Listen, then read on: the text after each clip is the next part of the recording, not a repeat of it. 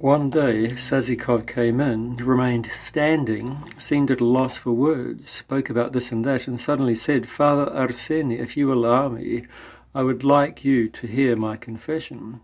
I can see that my end is near. I will never leave this camp, and I carry a heavy load of sins, a very heavy load.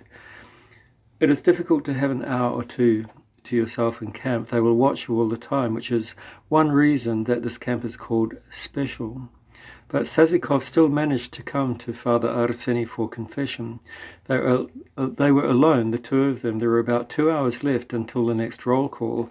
If they were found alone together, both would be sent to the punishment cell for at least 5 days. This they both knew.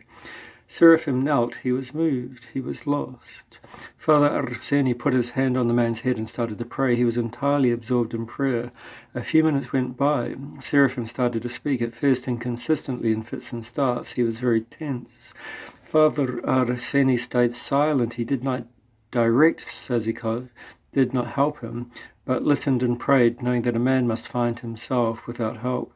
He had heard the confession of many people during his stay in this camp, but hearing the confession of an experienced and hopeless criminal was certainly a rare event. Most of the criminals who had come with their confessions were people who had lost everything, whose souls were desolate, empty. Conscience, love, truth, faith in anything had already been long gone. They were smashed, stained with blood, cruelty and debauchery. Their past gave them no joy, but it scared them. They were unable to tear themselves away from the company of those like themselves, and therefore they lived to their final days in cruelty and anger with no hope for anything in this camp. Before them lay only death or a successful escape. Their confessions, when they occurred, were always alike. While their childhoods were different from one from the other, all the rest was similar. Robbery, murder, revelry, debauchery, and above all the fear of being caught. Depending on the person, the depth of his fall did differ. Some understood what they were doing but could not stop and sank deeper and deeper. Others were proud of what they had done and continued living in violence and blood, considering their lives right and heroic. They delighted in making others suffer. Other criminals, as they aged, started to think about their lives but could not decide what to do. Seraphim had seen the depth of his fall and had tried to stop it but could not find a way out of the world of criminals. Father Arseny knew this. Sazikov spoke, but his confession did not flow. On his way to his confession he had thought about what he would say and how he would say it, but now he forgot all of that. He was confused. He wanted to be absolutely sincere, but he could not speak from the soul. His confession lost contact with his soul and it became a story. Father Arseny saw this and understood it, but he wanted Seraphim to win the battle himself through his own effort. He had to win the battle over his past, and by doing so, to open a path to the present. Nervous, agitated, and sobbing openly, Seraphim spoke, but his confession still did not flow from his soul. There was such a battle between his past and the present that Father Arseny felt that Seraphim needed help. He needed that proverbial straw which, in spite of being thin and fragile, can save the drowning man who grasps at it. And Father Arseny held this straw out to him by saying, "Remember how this woman was begging you to take pity on her and you did not? And remember how later you were ashamed of yourself?" And in a flash, Seraphim understood that Father Arseny saw and knew everything about him. He did not have to choose words to show himself. He simply had to be unafraid to open his soul. And Father Arseny would see, understand, and weigh everything. He would then say, if it was possible, to forgive Seraphim. Seraphim finished his confession, having surrendered his whole soul and his very self into the hands of Father Arseny. He was still kneeling, and his face was wet with tears for the first time in his life. He had opened himself up fully. He had shown his whole life and was awaiting the verdict, the punishment, the blame. Bending over Seraphim, Father Arseny prayed and could not find the simple words he needed to cleanse and give light and direction to this man in his newly realized life. The confession had been so sincere and the awareness of his sinfulness so full, yet he had committed so many horrors. His crimes had made so many people suffer and had caused so much misery. All of this was mixed together, and Father Arseny had to measure, weigh, separate things one from one another, evaluating the weight of it all. The priest Arseny, who could forgive and absolve this sinner in the name of God, was now at war with the man Arseny, who was unable as a human being to accept, acknowledge and forgive all that Seraphim had done. O Lord my God, give me strength to know your will. Help me to show the way to Seraphim. Help him to find himself. And Mother of God, help both of us and sinners. Help both of us sinners. Help us, O Lord. As he prayed, he understood that he should say nothing. He should weigh and decide nothing. The confession of Seraphim, a man who had lost his ties with God, had been so deep and sincere, had bared his soul, and had shown that this man was not only moving towards God, but had found him, and from now on would walk towards him. For all his evil deeds, Seraphim would answer directly both to God at the last judgment and to himself in his own conscience. Father Arseny stood up and, pressing Seraphim's head to his own chest, said, I, the unworthy priest Arseny, by the power bestowed unto me, do forgive and absolve you of all your sins, Seraphim. Do good to people, and God will forgive many of your sins. Go and live in peace, and God will show you the way. Having finished hearing the confession and having embraced Seraphim, Father Arseny, as if foreseeing the future, pronounced, I will not leave you as long as you live, Seraphim. God will help us. After this, invisible ties united Father Arseny and Seraphim Sazikov forever. During one of their conversations, Sazikov said, Father Arseny, I can see that you pray from memory since you do not have any church books. We have learned that we can get you some books. Greybeard talked to his pals, and they said that this was possible. In God's name, I ask you not to take books away from anybody. The sin will be on my soul. Of course not, Father Arseny. What do you think? All will be done without hurting anyone. There is a place where the administration keeps everything that has been confiscated from the prisoners, the new ones, as soon as they arrive. We found out from reliable sources that there are some books there. They have been there for a long time. The guys decided to lift the whole cache, and I said that they could also take the religious books. I told them which ones to take. Father Arseny was worried. How could he accept this? He prayed at night. Then, as if dozing off towards morning, he saw a monk elder walk in, bless him, and say, Do not be afraid, Arseny. Take what you need and pray to Metropolitan Alexei of Moscow. God will not leave you. He blessed Father Arseny again and walked out calmly and majestically. About 2 days later, there was a big disturbance in the barracks in which all of the barracks were searched. People were called in to the special sector for interrogation. It turned out that the cache of confiscated objects had been stolen by the criminals. 10 days went by, and Sazikov gave Father Arseny 2 small books, the Gospel and a book of services. Father Arseny received them with awe, went to his bunk, opened the Gospels, and trembled at God's incredible mercy. On the inside of the binding there was inlaid a little piece of silk, a square of about 2 inches on each side. The silk was yellowed and old. Below it was an inscription, Antimens. Footnote, the Antimens is an icon painted on a piece of silk with the relics of a saint sewn into the middle. In order to serve the liturgy, the priest must always have an Antimens on the altar table. End footnote. Relics of Saint Alexis, Metropolitan of Moscow, 1883. Next to this, a little oval silver icon was cut in, the size of a 20 kopeck piece. Father Arseny prostrated himself before such a holy object and thanked God, O Lord, I am alive by your mercy, and marvelous are your works. And he cried with joy. Father Arseny, each time as you finish praying, with the help of these books, give them to me or to Greybeard. Nobody will find them on us, but they will find them immediately on you and take them away. Do not worry, we will desecrate nothing, and everything will be preserved in safety. Days of great joy followed for Father Arseny. He would finish his work, and at night he could read the Gospel by the light of a flickering candle and serve regular services. When it was time to get up, he would give the books to Sazikov. Some 2 months went by, the searches died down, and Father Arseny could sometimes keep the Gospel during the day, but he always hid it behind a board in the wall, a secret place made for this purpose by Sazikov. He felt that this was a safe place even during the day or night searches. Once, after Father Arseny finished his work in the barracks and everyone else was still at work, he took out the Gospel and started reading it. As soon as he started reading, the door flew open and a group of guards rushed in for a search. The lieutenant, 3 soldiers, and the supervisor, the fair one. Father Arseny did not know what to do. He put the gospel in the inner pocket of his padded cotton jacket and stood praying. The soldiers turned everything upside down in the barracks, removing any floorboards that moved even a little. They removed the boards from the walls and shook all the possessions of the prisoners out of their bags. They came to Father Arseny. The lieutenant from the special sector gave orders to the fair one.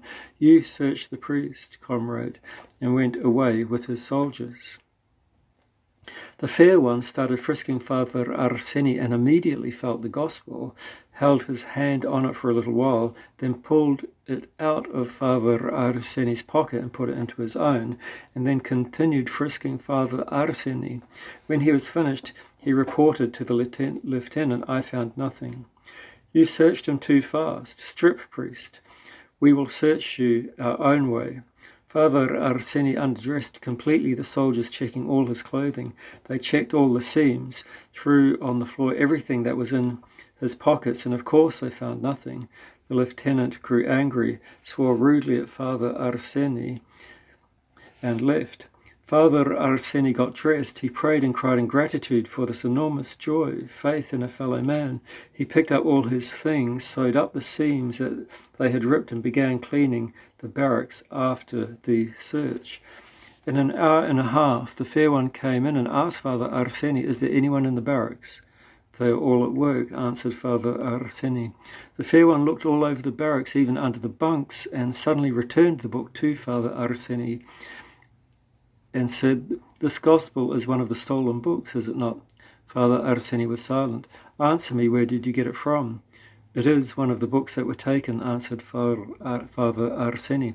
"Are you crazy? You've got to think. If you take a gospel, you've got to hide it. If the lieutenant had found it, he would have beaten you to death." Then he whispered, "I'm sorry, Father, it is so difficult here in the camp.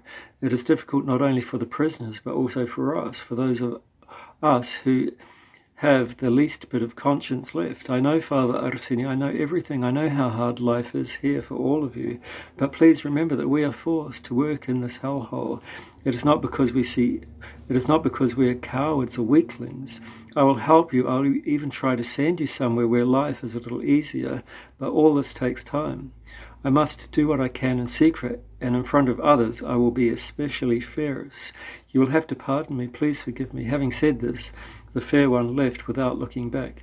Father Arseny gazed after the departing supervisor and felt ashamed that he had not trusted in God's great mercy in his inscrutable ways.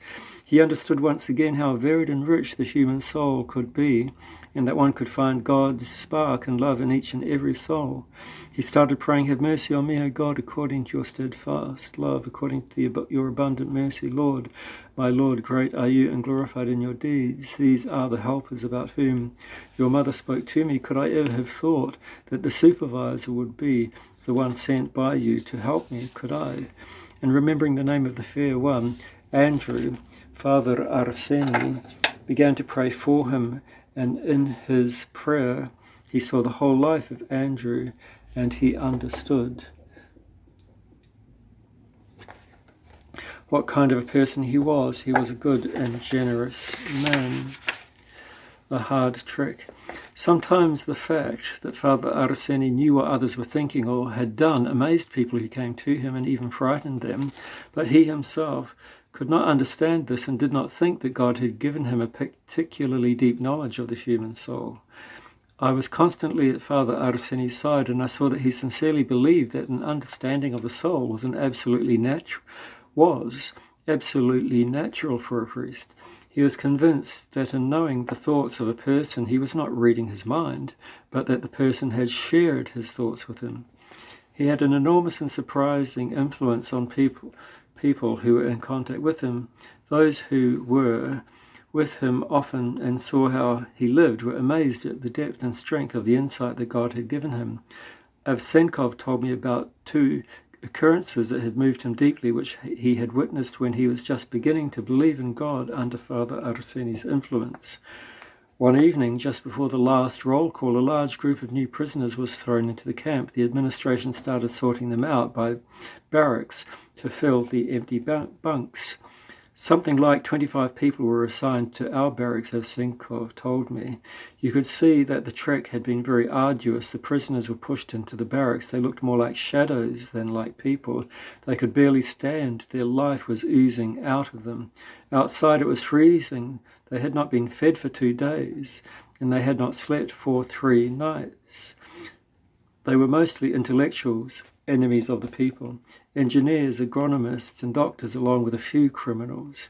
They had arrived just before the last roll call, after the evening meal of bread and meagre soup. The administration had left, or was getting ready to leave for the day. At first the guards thought that they should give the new arrivals some bread and some soup, but then decided it was too bothersome.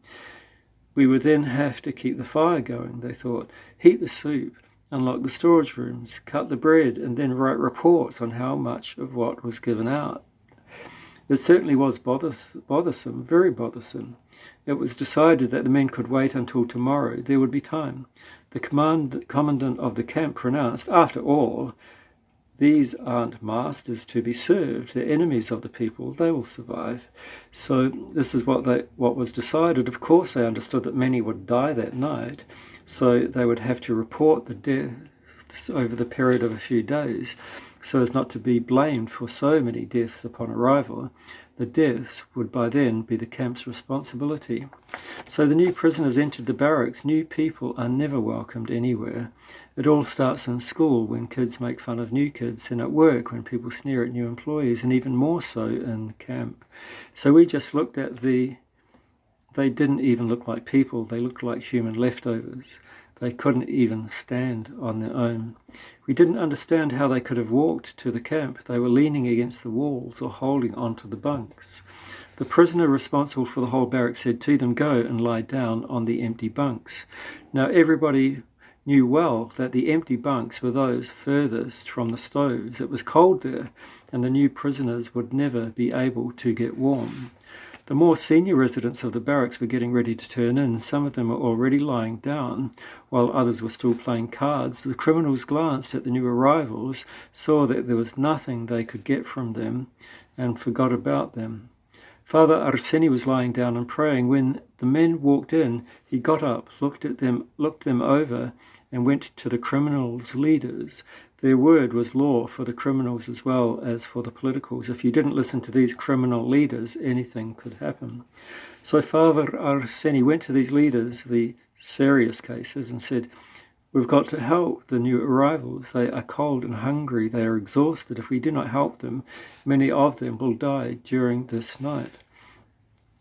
The serious cases knew and respected Father Arseny. They had lived with him for several years, and they loved him in their own way. But now one of the criminals spat, swore, and said, "Let him croak. We're going to die soon too, and I'm not ready to share my ration. Got it, Popkins?" The others kept silence. Who is it that really wants to give away something that belongs to him, especially in this place where the law is that you help only your friends? Everyone looked at Father Arseny and at the serious cases. How would it all end? The newcomers stood in a close group and listened. Father Arseny looked calmly at the criminal leaders, made the sign of the cross and said, "So we are going to put the new arrivals on the bunks near the stoves. We ourselves will take the colder ones. Whatever each of us has for food, let's bring it here and put it on the table. We are going to heat some water. The stoves are still hot. Let's do it all quickly." The serious cases stood up in silence and started moving people around and brought to the table whatever food they still each had.